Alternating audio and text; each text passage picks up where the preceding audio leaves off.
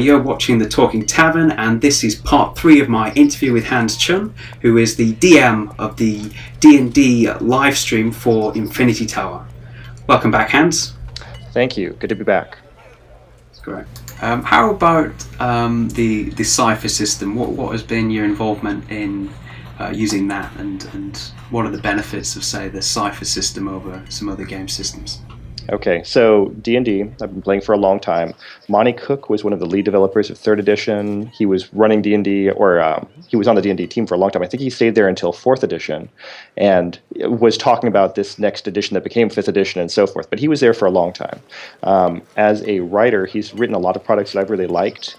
He had an imprint under White Wolf that was called Malhavoc Press.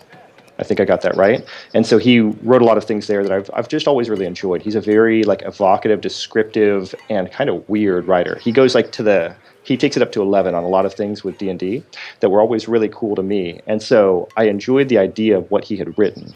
And when I looked into his games like Numenera, The Strange, and the Cipher System as a general product, they all have really cool hooks. And there's only two ways games work. They're either open enough and generic enough where you can create your own things that will be cool, or they're so cool that you just can't wait to try to see how people react to those things. This is my opinion.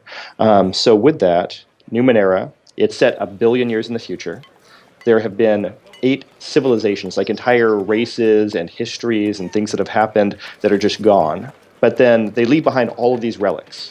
And you don't know if you're using them right or you're using them wrong, or if you put two together, what will happen. And that's really what people are doing in Numenera, is they're finding these pieces and they're trying to do something with them. And that's super cool to me. Yeah, I really like adds that. a lot of mystery and intrigue and exploration, adventure, just with that one thing. Right, and it can't be wrong. Nothing can be wrong. It can just be older from some other place. You never knew it existed, now it does. It's from another dimension, you name it. You can come up with weird ideas for everything. What's your position on published adventures and campaigns with, obviously a lot of the 5e campaigns have come out in like a book format, usually 1 or 2 a year recently. What have you made of those? I'm sure they're great, and I think they really fit a niche that is important, which is you can want to run a game and you can want to do a game that is the same game somebody else is running. I think that's a really cool thing you see on Twitch, is you have a lot of people running the same story, but the characters are very different, the DMs are very different. I think that is super awesome. And I really enjoyed the Stream of Annihilation that D&D recently did, where they're having all these different people talking about the same event. That's just beautiful. I mean, I love it. And the only reason I don't get into those adventures is because that's how I get all of these ideas out of my head so that I can sleep at night. I've got to get some sort of creating and generating of things, otherwise I just go crazy. Yeah, rather than just running over a published campaign. Sure, and I don't mean to make that sound bad. I'm sure there are a lot of people out there that are taking that and they say, well, I like it, but I'm going to make it better, and here's something I'm going to do for my players that they'll enjoy. I mean, you see people doing that all the time, and they do a great job. For me, it's just I really like the idea of building something and sharing some RPG ideas, and it's been a creative release of mine for a number of years, so it's what I know to do. Yeah, from what you mentioned earlier, it sounds as if perhaps you skipped 4th edition because you as you mentioned before, you were busy. Did you get to play it at all or come back to it? I never played 4th edition at all. I never ran it. And I had at one point the 4th edition player's handbook, which I had been given by a friend, and I looked at it and I went, oh, so that's what they did. Oh, cool. And I put it down, and it didn't hook me the same way the 5th edition did. It never brought me back into playing the game. And if I had to say the difference between the two, partially probably time. It was probably just the right time. And then the other being that with 5th edition, it was a lot like 3rd edition, but they had some really easy concepts. I love advantage and disadvantage. That's such an easy way of contrasting how things are working in your game, and it's just the kind of little the decision tweak that D&D needed to make things interesting at a table. Yeah. And where do you see 5e going then? Because they've recently said that there's no official plans for a 6th edition. Do you see it kind of ruling the roost for another number of years? I hope so. 3rd edition came out, I think, 2000. And then I don't think we got 5th or 4th edition until 2006. I think I've got my time frame right on that. But they had quite a long run, and I don't know why they came out with 4th edition at all, or when it came out, to be honest. I'm not sure I got my years. 2008, I believe, 4th edition. Thank you, because I have no idea. So till about 2012, was it, for 5th? Okay. 5th? I don't know, maybe like 14 or 15. I mean, it seems like it's been pretty recent. Oh yeah, yeah. Okay. We'll find But out. we'll just share We'll this out, flash it right? on the screen. That's right. People have Google. Big They year. can tell us what we got wrong. It'll be Yeah. great. Yeah. So in terms of like third edition to fourth edition, I honestly don't know what happened. If I had to guess what happened, they said, "Well, we made the rules open, so a lot of other people are making money, and that's great. But we need to sell more minis and sell more products." And so they tried for fourth edition. It's probably a very cynical view of how that went. But yeah, Yeah. I like. I think there's been some interesting theories. One of them was that it was trying to be made more like an online or a video game in a sense, which from the outset that sounds horrible, but I think there was a lot of good things with fourth edition and in its rules, some clever things, but it was quite drastically different, I think, from what had been D&D in previous editions, and fifth edition seems like it's come back to, as I said, the game which you remember and loved. Right. Did you play fourth edition? Yeah, I did. Yeah, it's probably the edition I've played most, actually. Okay, very cool. So see, again, I don't have that experience. It sounds like it was very tied into the grid and positions. A lot of powers work. You make this attack, you get to shift 2 squares, then you get to do this, and so on. But yeah, I can understand why people felt that it wasn't quite the D&D game that they grew up and loved. Sure. Yeah, fifth edition to me, it feels the most like the AD&D second edition. That's what it reminds me of. The D&D Beyond is a new digital product. Have you been able to use that at all? Or? Yeah, I actually used that playing a game at my house on Friday. It was pretty weird because we had 4 people sitting around players and then myself, and everybody has a laptop open.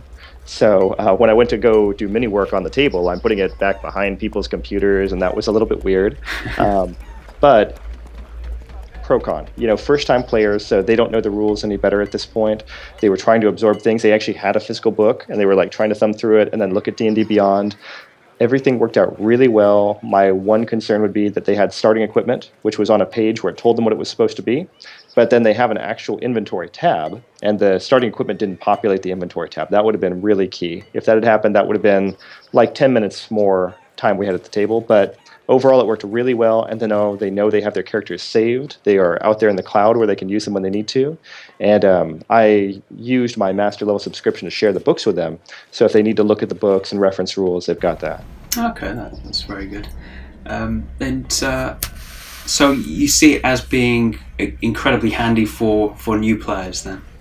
Yeah, I think the only disadvantage I've heard so far for somebody doing D&D Beyond is speaking to some people who've already bought a lot of Roll20 content, and it's going to really mimic what people are able to do in Roll20, so now they've bought things 3 times. That's probably the worst part I can think of. Yeah, that could end up being me if I decide to make a purchase in D&D Beyond.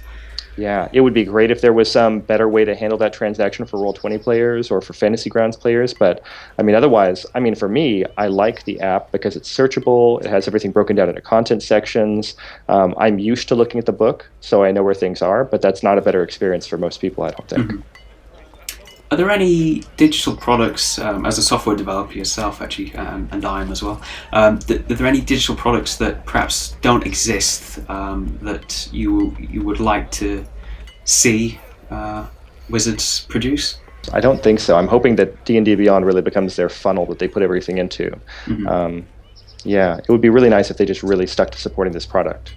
And that it succeeds, because they had a few false starts, I think, with 4th edition.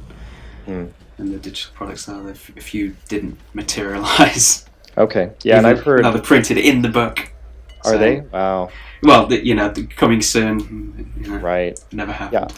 I've heard from the people at D&D Beyond on their forums that it seems like there are a lot of features they're still waiting to implement, and this is just really, we're a week into their release. Everything else up until now has been beta, so it's been good to see this is what they're considering to be like a first product.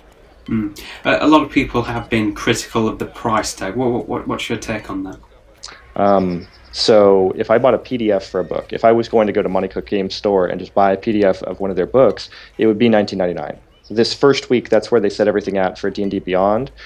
So if I buy all 3 books in a store, I pay $150 US. If I go to D&D Beyond, I pay right now $60 US. By the time this video is edited and so forth and out there, it's going to be $90, but that's a good price swing. And at $60 cheaper, searchable, you don't have to carry around those books, which are like, 9 pounds of books. I think that's probably like something I would recommend to people. I mean, I don't see anywhere for the program to go but up. It's going to keep getting better, I would imagine. But you have to be interested in that being part of your table. I've run it on a Kindle, like a little 7-inch tablet, so I know you can look at D&D Beyond on a small screen and it looks okay. But if you really don't feel comfortable with having a laptop, or if you want to be able to see your friends and your map without having to worry about closing the lid, I mean, I understand that too. Mm-hmm. And do you tend to prefer digital products or PDFs over, say, a tangible book, or will there always be a place for a tangible book on your shelf? It's hard. Some of them look really pretty and I want them, but I have found the last like 3-4 months, I am barely ever picking up a physical game book to look at a game book. So I think I'm at the point where if I have my preferences, and if PDFs don't have like ridiculous amounts of color and things like that make them really difficult to open, I think I prefer a digital product. Again, as you mentioned, you can kind of quickly jump to bookmarks and yeah, that's nice. And I kind of stealth it at work, and I've got my little corner window where I'm reading my rule set while I'm supposed to be coding computer stuff. But compiling takes time, so it gives me some time for that. That's my excuse as well. Yeah, compiling. It's a good excuse. I mean, it's a real excuse too. It's really happening, people. Before we go, perhaps you'd like to tell our viewers how best it is to contact you or to view your streams and so on. Okay, great. Yeah, so the streaming game is at Twitch TV, Time to Tabletop. So if you want to look for Time to Tabletop on Twitch, that's a great place to look. If you want to contact me, I'm on Twitter. So Hans C. Tweets at Twitter. And great. It's been a real pleasure. Thank you for having me in the Talking Tavern. And I've enjoyed watching all of the programs so far. I really thank you for taking the time and for trying to connect with the community this way, because it's really a unique and cool program. Thanks very much. And thank you for taking the time out to talk to me and imparting all this amazing knowledge and tips and information on me and the viewers. It's really great. I really appreciate it. Thank you very much. Oh yes, my pleasure. Thank you.